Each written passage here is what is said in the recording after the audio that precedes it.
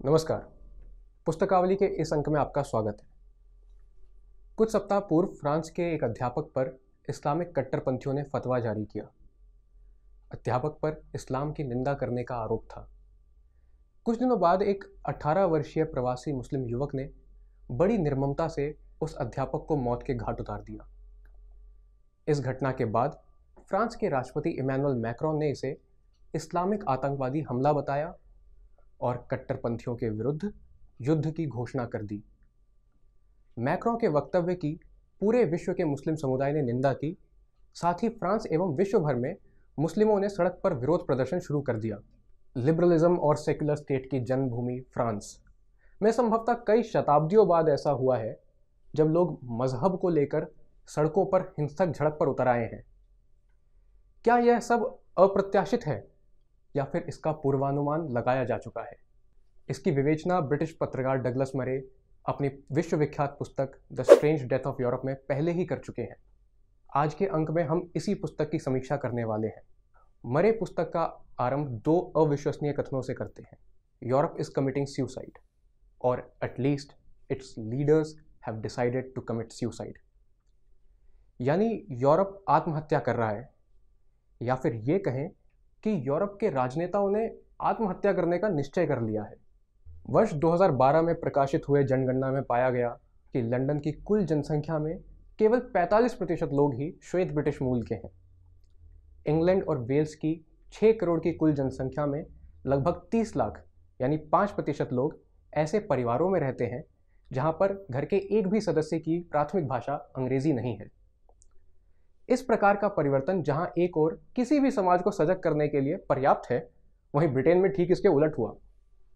वहां के राजनेताओं ने कहा, यह बहुत ही प्रसन्नता की बात है कि लंदन अब केवल एक ब्रिटिश शहर नहीं रहा, अपितु अब तो एक अंतर्राष्ट्रीय शहर बन गया है। साथ ही बुद्धिजीवी वर्ग ने इन परिणामों को बहुसंस्कृतिवाद यानी मल्टीकल्चरलिज्म की जीत बताया। जहां एक और ब्रिटेन और यूरोप का अभिजात वर्ग मल्टीकल्चरलिज्म के मद में चूर होकर यूरोपियन सभ्यता के आने वाले पतन का उत्सव मना रहा था, वहीं सामान्य नागरिक इसके दुष्परिणामों को भुगत रहा था। पाकिस्तान और अन्य इस्लामिक देशों से यूरोप में बसने वाले प्रवासियों ने न केवल यूरोपीय मूल्यों को अस्वीकार किया, अपितु वहां के नागरिकों को अपने कट्टरपंथी विचारों को मानने पर विवश किया। द्वितीय विश्व युद्ध के बाद और फांसीवाद के अंत के बाद जिस यूरोप ने वैचारिक स्वतंत्रता, मौलिक अधिकार, अभिव्यक्ति और सहिष्णुता के नए कीर्तिमान स्थापित किए थे, जिस यूरोप में सबसे विवादास्पद विषयों पर भी वाद विवाद संवाद हुआ, उस यूरोप में एक विचित्र असहिष्णुता देखी गई जब विद्वानों और लेखकों ने इस्लाम की आलोचना करने का प्रयत्न किया। वर्ष 2004 में निर्देशक थियो वैन ने मुस्लिम समुदाय में महिलाओं की स्थिति को लेकर चलचित्र बनाया, जिसकी कहानी पूर्व मुस्लिम अयान हिरसी अली ने लिखी थी। इस चलचित्र ने मुस्लिम समुदाय को आक्रोशित कर दिया और इसी आक्रोश में एक मुस्लिम युवक ने थियो वैन की हत्या कर दी। इसके साथ ही अयान अली को मजहबी घृणा फैलाने का दोषी सिद्ध कर डच सरकार ने उन्हें देश छोड़ पलायन करने पर विवश कर दिया। अपने इस काल्पनिक सामाजिक समरसता को बचाए रखने के लिए यूरोपियन सरकारों ने न केवल अभिव्यक्ति की स्वतंत्रता का दमन किया, अपितु प्रवासियों द्वारा श्वेत नाबालिग लड़कियों के साथ सुनियोजित यौन अपराधों पर भी पर्दा डाला। तभी मरे ने लिखा है, the greatest and the most cultured civilisations in history can be swept away by people who are unworthy of them. विश्व इतिहास की सबसे सभ्य और महानतम सभ्यता का समूल नाश उन लोगों द्वारा किया जा सकता है जो उसके योग्य नहीं है। तो प्रश्न यह उठता है कि कैसे निर्धारित किया जाए कि कौन योग्य है और कौन नहीं।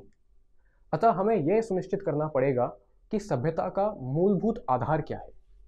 वर्ष 2015 यूरोप के राजनेताओं ने स्पष्ट कर दिया कि यूरोपियन सभ्यता का आधार ह्यूमैनिटी, मल्टीकल्चरलिज्म और डाइवर्सिटी है।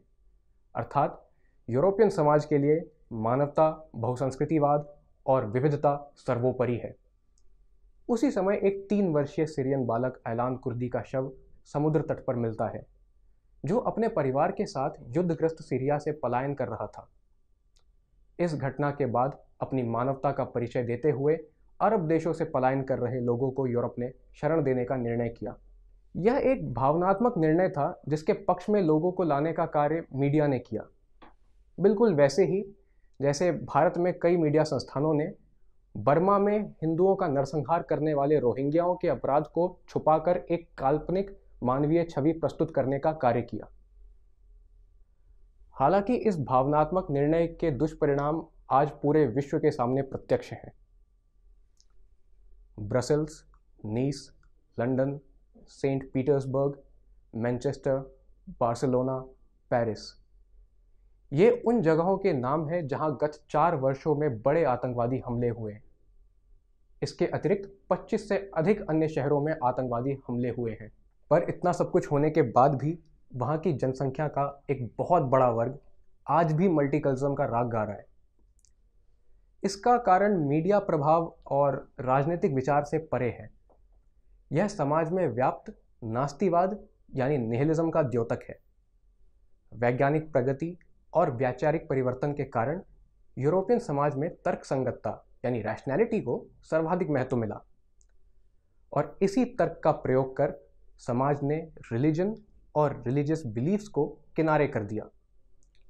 इसका दुष्परिणाम यह हुआ कि लोगों के जीवन का अर्थ और उद्देश्य ही समाप्त हो गया, क्योंकि तार्किक दृष्टि से जीवन निरर्थक है, ना परलोक है और ना कोई पारलौकिक सुख जिसे प्राप्त करने हेतु शरीर खपाया जाए।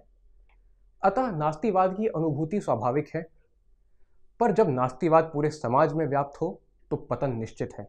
विचारणीय है कि भारत में भी ऐसी ही कुछ स्थिति है, जहां सहस्त्रों वर्षों के सांस्कृतिक मूल्यों की उपेक्षा कर आज हिंदू समाज का मानसिक स्तर इतना निम्न हो चुका है कि वो अप्रासंगिक कथनों पर ताली पीट रहा है, जैसे कि हिंदू कोई रिलीजन नहीं है, यह तो एक जीवन शैली है, या फिर जो भारत में जन्म लेता है वह हिंदू है, यानी 130 करोड़ भारतीय हिंदू हैं, या भगवान श्री राम इमामे हिंद हैं इत्यादि। यह वैश्विक स्वीकृति पाने की लालसा और स्वयं को सबसे बड़ा मानवतावादी सिद्ध करने की होड़ है। और अब यूरोप के साथ साथ भारत और लगभग सभी लोकतांत्रिक राष्ट्रों की परिस्थिति ये है कि या तो वह ह्यूमैनिटी, मल्टीकल्चरलिज्म और डाइवर्सिटी को बचाए या फिर अपना अस्तित्व। यूरोप में चल रहे घटनाक्रम और उससे हम भारतीय क्या सीख सकते हैं, इसे गहराई से समझने के लिए मेरा आपसे अनुरोध है कि आप ये पुस्तक अवश्य पढ़ें। चलिए मिलते हैं पुस्तकावली के अगले अंक में एक और महत्वपूर्ण पुस्तक के साथ। धन्यवाद।